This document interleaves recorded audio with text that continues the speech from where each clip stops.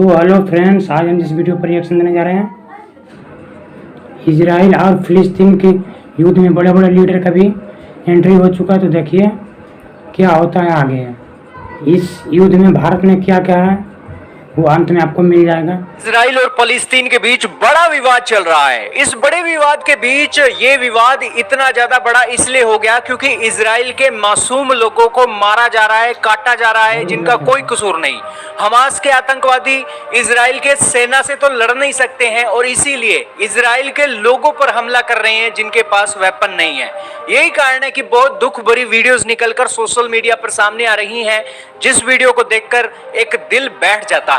लेकिन दोस्तों, ये सारी तस्वीरों को देखकर दुनिया का रिएक्शन क्या आ रहा है वो बहुत जरूरी है, क्योंकि हम आम लोग एक डिपेंडेंट हैं इन बड़े लीडरों के ऊपर।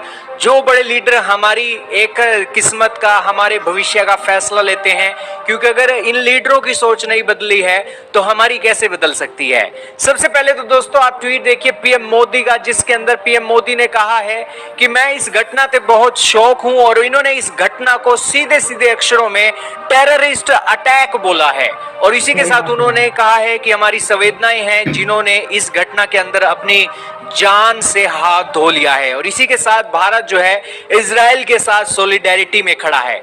इसके अलावा नीदरलैंड के जो पीएम है उन्होंने क्या कहा है, उन्होंने कहा है कि हमने नेतन्याहू जी से सीधे फोन कॉल पर बात की है और इस सिचुएशन के ऊपर हम इजराइल के साथ में हैं, और नीदरलैंड इस टेररिस्ट वायलेंस को कंडेम करता है और इजराइल के राइट टू डिफेंड इटसेल्फ में उसकी पूरी सपोर्ट करता है। यानी कि नीदरलैंड के प्राइम मिनिस्टर ने भी इसे टेररिस्ट अटैक बोला है। इमैनुअल मैक्रोन क्या कह रहे हैं, फ्रांस के राष्ट्रपति, उन्होंने कहा है कि उन्होंने फ्रांस के राष्ट्रपति ने इजराइल के राष्ट्रपति को फोन किया है। उन्होंने कहा है कि इस अटैक को उन्होंने कंडेम किया है जो सोल्जर्स और लोगों के ऊपर किया गया है, और फ्रांस यहां पर सॉलिडेरिटी के साथ एक इजराइल की सॉलिडेरिटी के बिल्कुल सपोर्ट में खड़ा है, और यहां पर सिक्योरिटी और राइट टू डिफेंड हर किसी देश का हक है।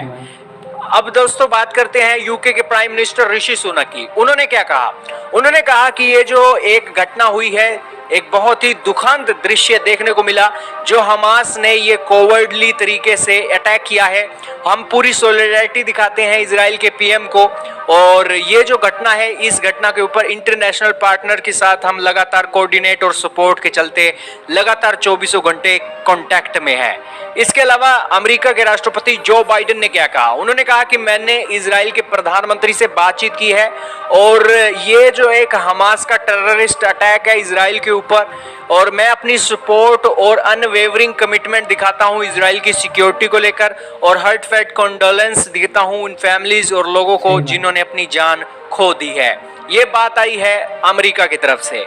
भारत और वेस्टर्न कंट्रीज का ये रिएक्शन तो आपको पता ही था कि यही आना था, क्योंकि सारे इजराइल को सपोर्ट करते हैं, सारे इजराइल की टेक्नोलॉजी यूज करते हैं।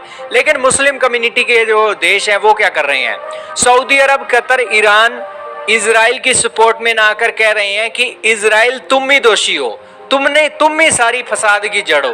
पहले तो यहाँ पर फलस्तीन था और तुमने उनकी जमीन पर कब्जा किया, और अब उन्हें मजबूर कर रहे हो हथियार उठाने के लिए, और यहाँ पर वो उन्हें ही लेक्चर देते हुए सुनाई दे रहे हैं। इसके अलावा अमेरिका में एक अलग पॉलिटिक्स चल पड़ी है जी।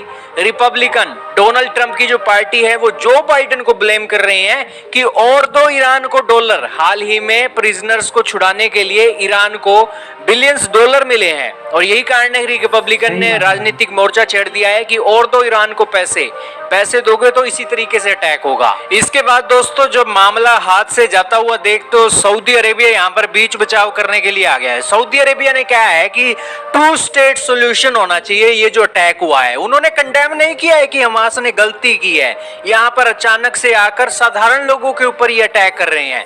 इसके ऊपर उनका कोई एक स्टैंड नहीं है। वो ये कह रहे हैं कि 2 स्टेट सॉल्यूशन पर हमारा एक्सपोर्ट है। इसके अलावा यूएई ने वही रटी रटाई बातें जो पहले बोलता है वही बात उसने फिर से बोल दी है। यूएई ने कहा है कि इमीडिएट सीज फायर होना चाहिए। फिर रशिया ने क्या कहा है, रशिया ने भी यही कहा है कि सीज फायर होना चाहिए, ना मैं इजराइल के साथ हूं ना मैं फलस्तीन के साथ हूं।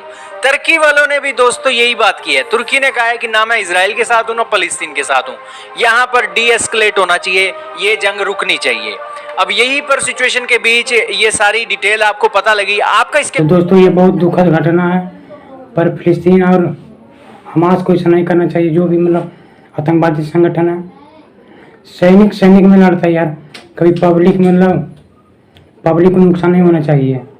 तो दोस्तों ये बहुत बड़ा दुखद है, मतलब बहुत बड़ा दुख का ये संकट की घड़ी है इजराइल के लिए।